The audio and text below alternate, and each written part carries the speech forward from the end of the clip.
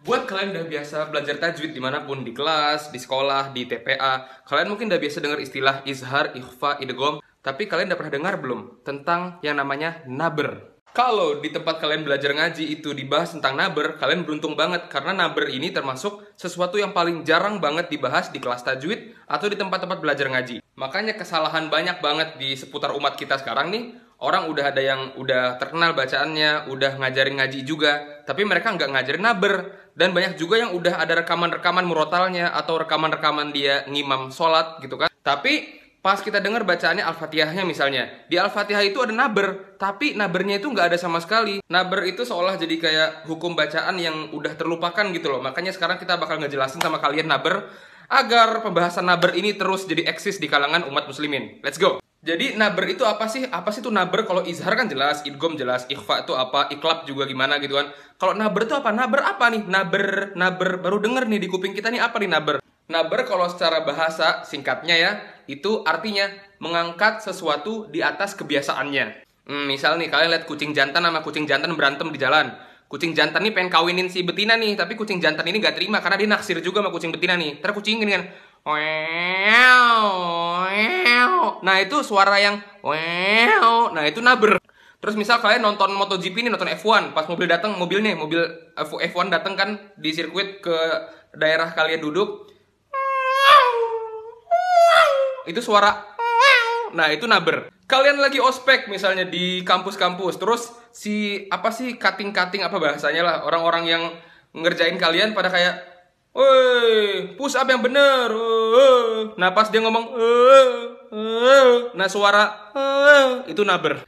Kalau dalam ilmu tajwid, naber itu artinya mengangkat suara dengan tujuan menjaga atau memperjelas sifat huruf setelahnya, atau untuk menjaga maknanya. Karena ada beberapa ayat yang kalau kita nggak pakai naber di situ, maknanya bisa samar-samar di kuping kita, bisa jadi makna yang lain, bisa nggak tersampaikan makna yang seharusnya dibacakan di ayat itu. Sini deh biar gue perjelas sama kalian, di Quran tuh gimana sih contoh naber-naber di ayat-ayat Al-Quran.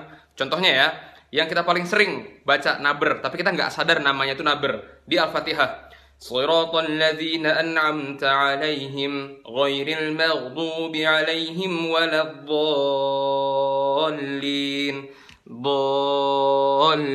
Di bagian olin ngangkat sejenak itu namanya naber. Terus misalnya di surat Abasa, mata'an lakum wa li'an'amikum fa idza ja'atis sakhah.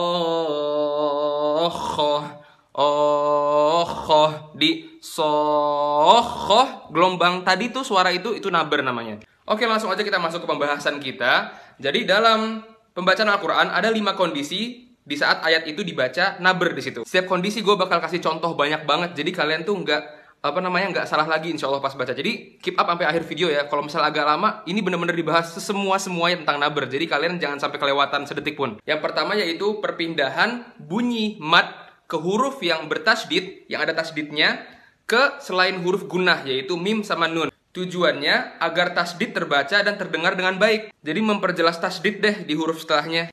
Contoh yang pertama di ayat As-Saffat ayat 1. Was-saffati saffa, was-saffati saffa. Bukan was-saffati saffa. Kalau gitu kan nggak jelas. Ini setelah so yang panjang tuh yang ada matnya ya, itu fa-nya ada tasdid apa nggak ada tasdid? Kan nggak jelas kalau kita baca was-saffati saffa. Apa bedanya sama kalau nggak ada tasdidnya?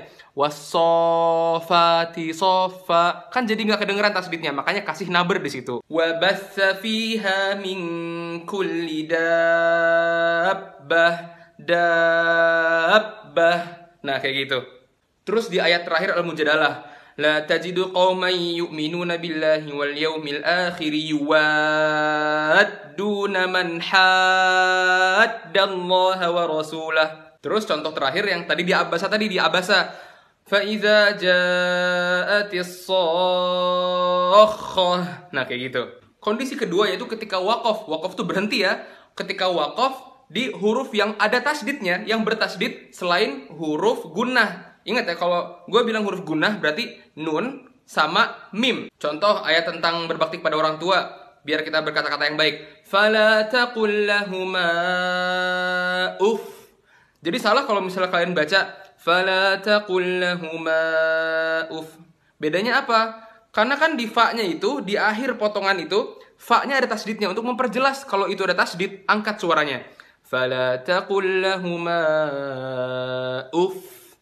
Makanya orang banyak yang pertama-tama belum pernah belajar naber, habis itu dia udah nemuin irama yang enak nih buat ngaji. Bacalah surat Al-Isra. Fala taqul lahuma uff.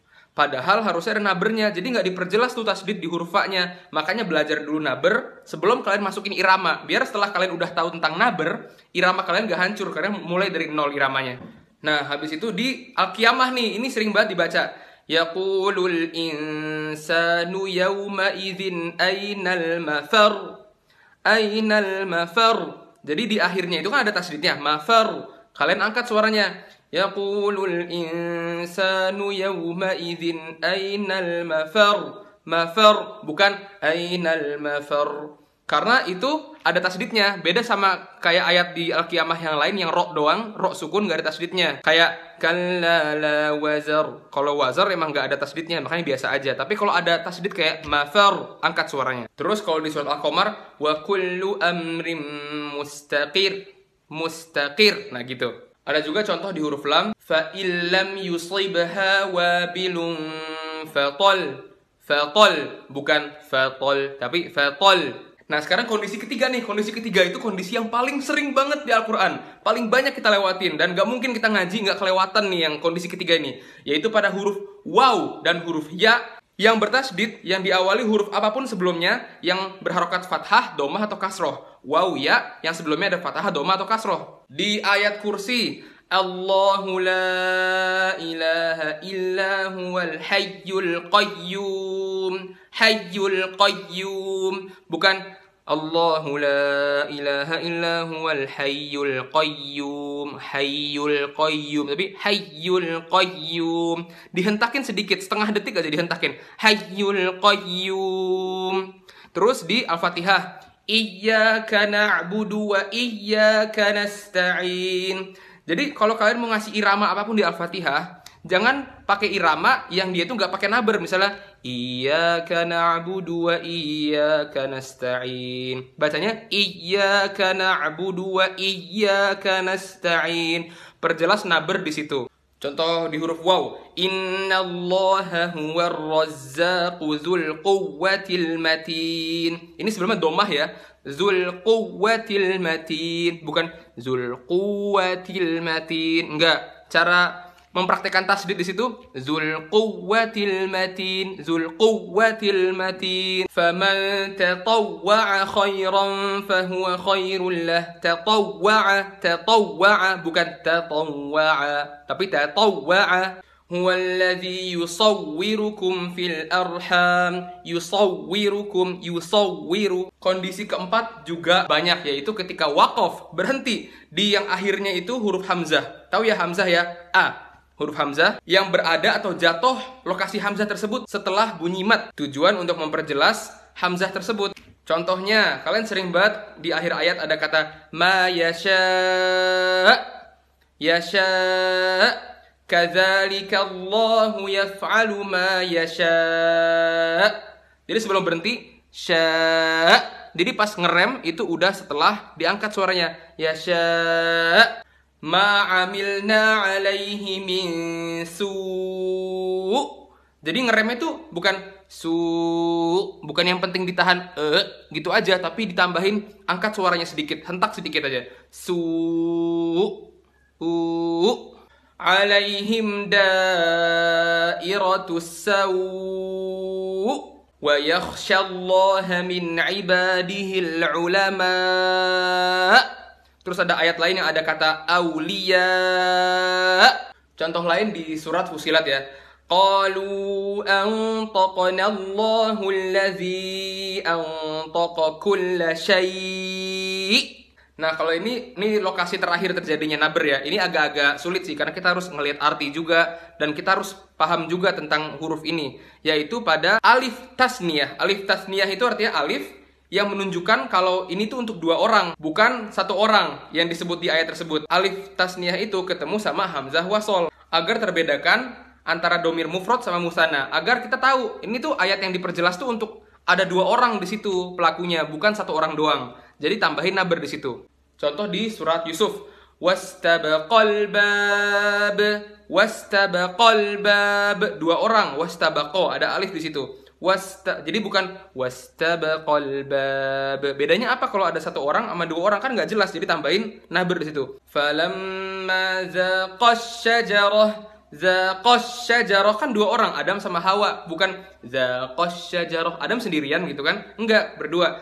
Falamma zaqash syajarata badat lahuma sawatuhuma wa qala alhamdulillahillazi faddalana.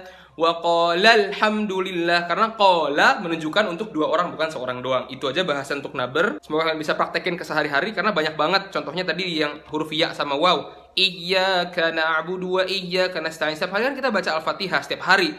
Terus juga di ma yasha yang ada hamzah di akhirnya setelah mat, itu juga sering banget. Wassalamualaikum warahmatullahi wabarakatuh.